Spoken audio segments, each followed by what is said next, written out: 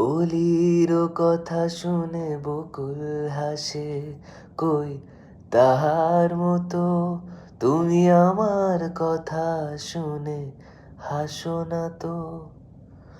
ধরার ধুলিতে যে ফাগুন আসে, কই তাহার মতো তুমি আমার কাছে কবু আসো না তো।